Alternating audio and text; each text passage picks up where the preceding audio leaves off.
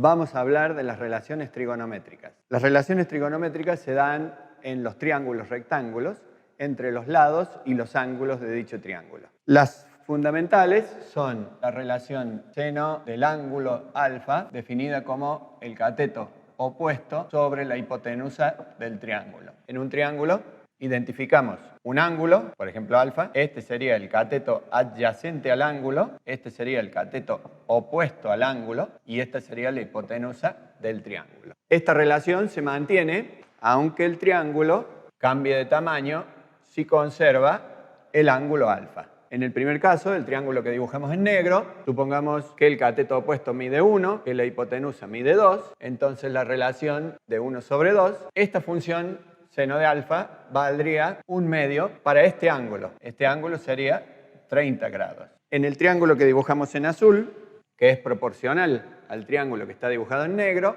el ángulo sigue siendo 30 grados y el cateto opuesto ahora mide 2 y la hipotenusa mide 4. Entonces se sigue manteniendo la relación trigonométrica de seno de alfa. La relación trigonométrica seno de alfa se mantiene entre las dimensiones del cateto opuesto y la hipotenusa de un triángulo rectángulo respecto de ese ángulo alfa.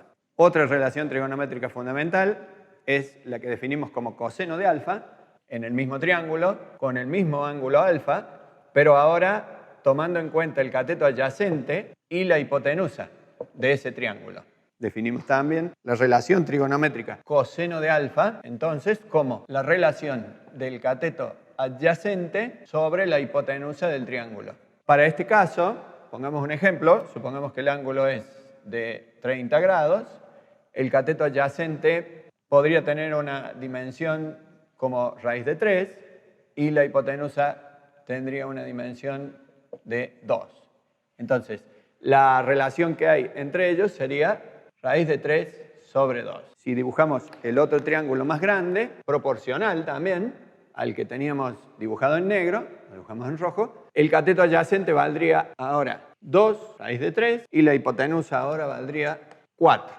Se seguiría manteniendo entonces la relación 2 raíz de 3 sobre 4, o sea, sería igual a raíz de 3 sobre 2. Esa sería la relación fundamental conocida como coseno de alfa, definida como el cateto adyacente al ángulo alfa sobre la hipotenusa. A continuación presentaremos la relación fundamental conocida como tangente del ángulo alfa, definida como el cateto opuesto sobre el cateto adyacente. En el triángulo rectángulo, si tenemos un ángulo de 45 grados como este y medimos el cateto adyacente, que me da 1, el cateto opuesto también me da 1, al hacer la relación, eso es la tangente del ángulo alfa.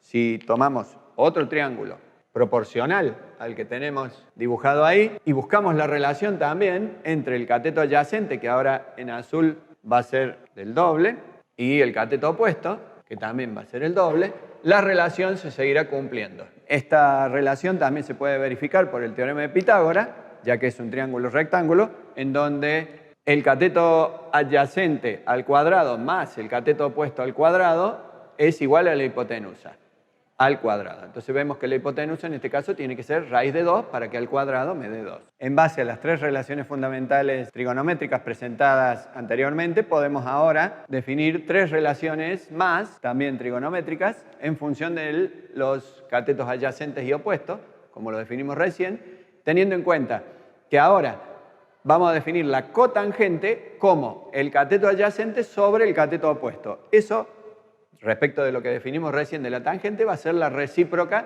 de la tangente.